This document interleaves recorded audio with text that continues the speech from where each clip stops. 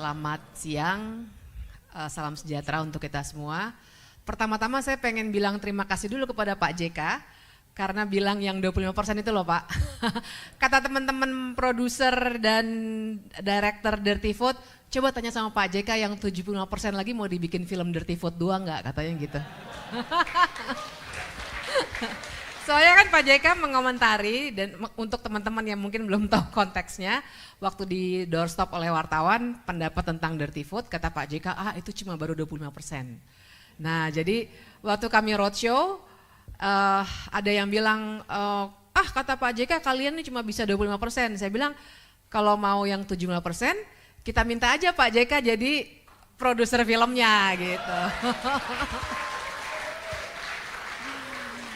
Nah tapi dari situ Mbak Ana, saya kira nanti angkat di segmen-segmen berikutnya ya. Tapi izinkan saya berefleksi dulu sih, memang film, kalau pertanyaannya 14 Februari, sebenarnya kan Dirty Food justru mau mengatakan semua kerusakan yang sekarang ini sudah akhirnya kita sadari, sebenarnya terjadi jauh sebelum 14 Februari.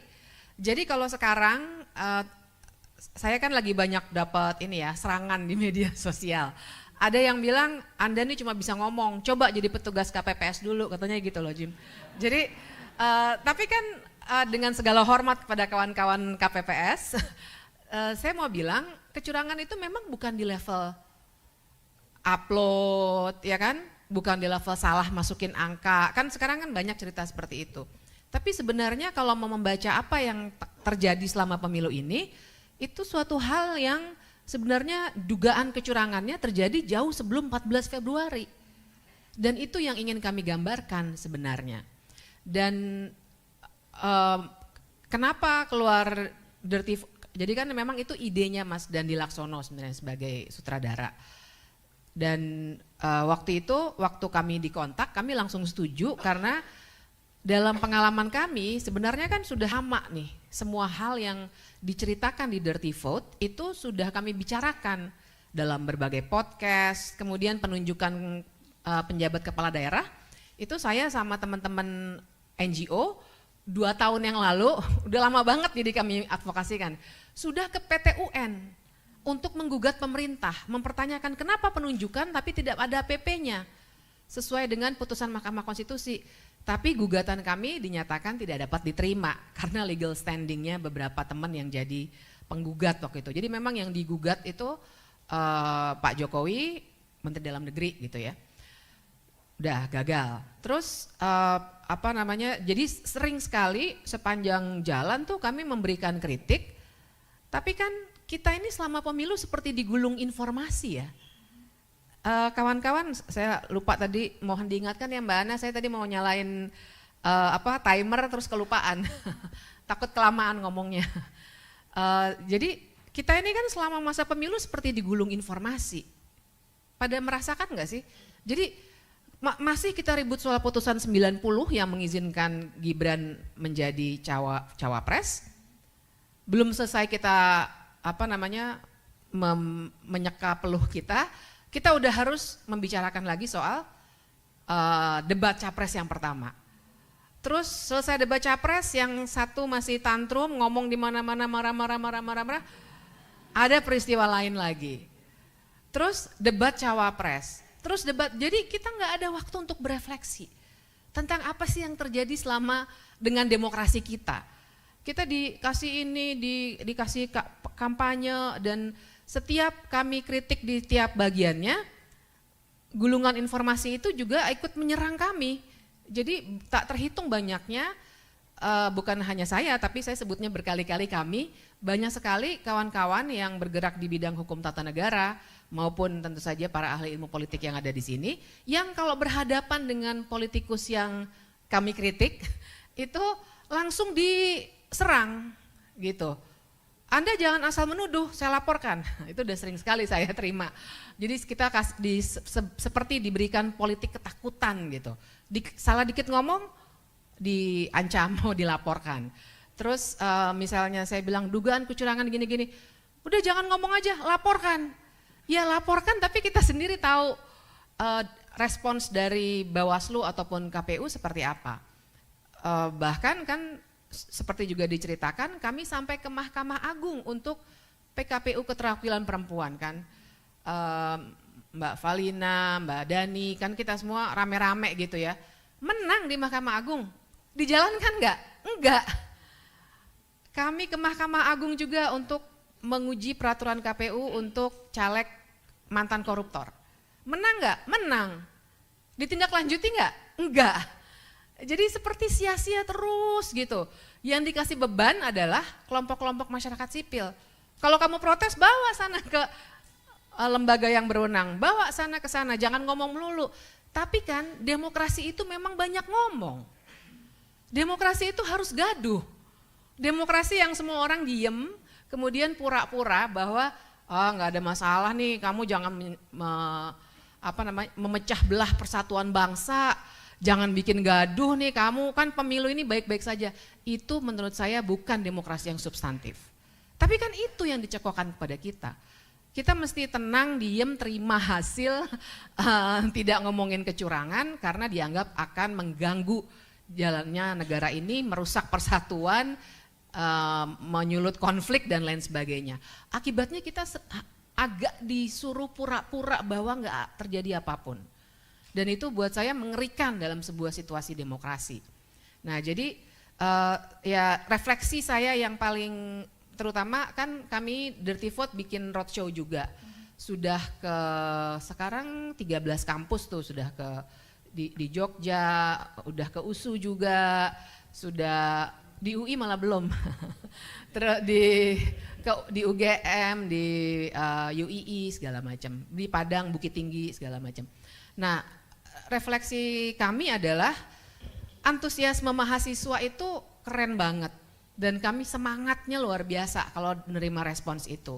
Walaupun ada juga yang biasanya datang, saya jadi guru BP dadakan, karena curhat banyak juga mahasiswa yang takut. Karena aduh Mbak, nanti habis bulan Oktober situasi demokrasi kita gimana ya? Tambah parah nggak ya Mbak ya? Itu satu, tapi yang kedua juga, jadi ketakutan itu ternyata nyata. Berapa kali dalam forum saya harus ngasih tahu ke mahasiswa, ayo kita berani.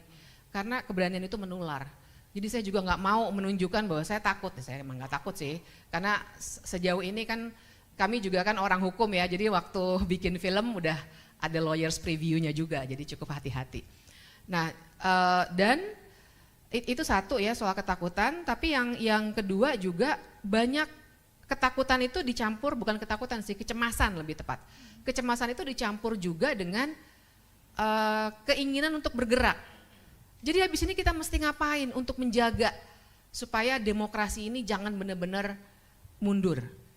Nah dan disitulah ya tentu saja nanti ada segmen berikutnya yang berbicara hak angket. Tapi kami juga sudah berusaha untuk berdialog dengan beberapa partai politik untuk mendorong itu. Karena terasa begitu berdiskusi dengan banyak dalam roadshow itu, dengan terutama mahasiswa ya yang biasanya datang, itu sudah menyadari gitu. Mereka menonton Dirty Vote itu karena mereka tuh ternyata dari dulu juga banyak yang udah tahu ada yang salah. Tapi sebagian belum bisa mendefinisikannya dan belum yakin ini salah atau benar. Karena begitu ada yang ngomong salah, kan langsung dihantam tuh. Wah di talk show nggak kurang banyaknya saya bentak-bentak gitu ya.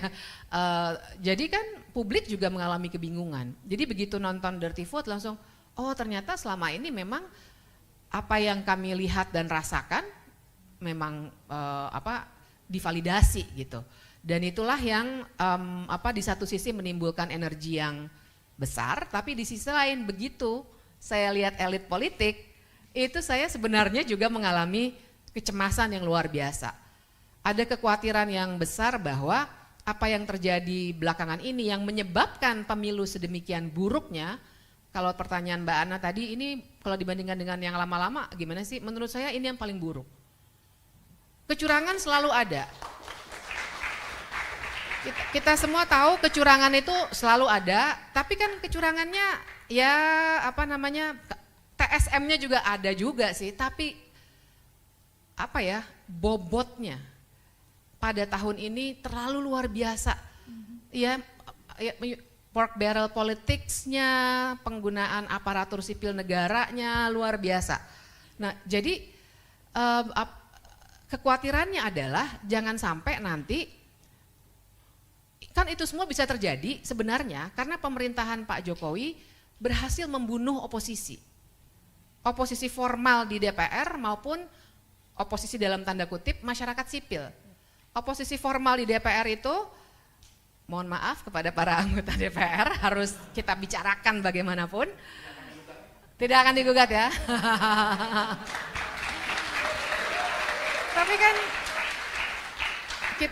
kita bersyukur, alhamdulillah puji Tuhan.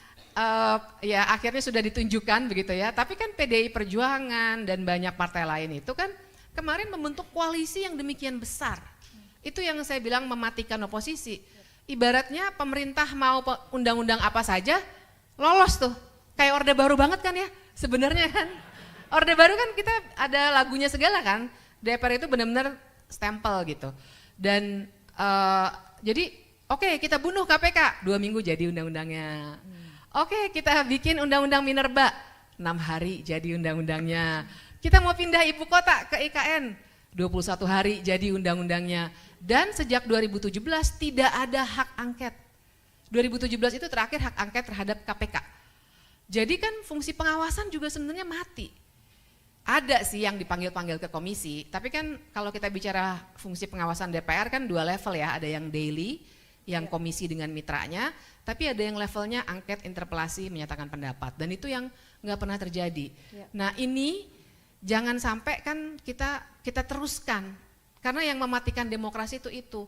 Di sisi lain oposisi yang dalam tanda kutip non formal dari masyarakat sipil juga dilemahkan. Ditakut-takutin pakai undang-undang ITE, ditangkap dan lain sebagainya.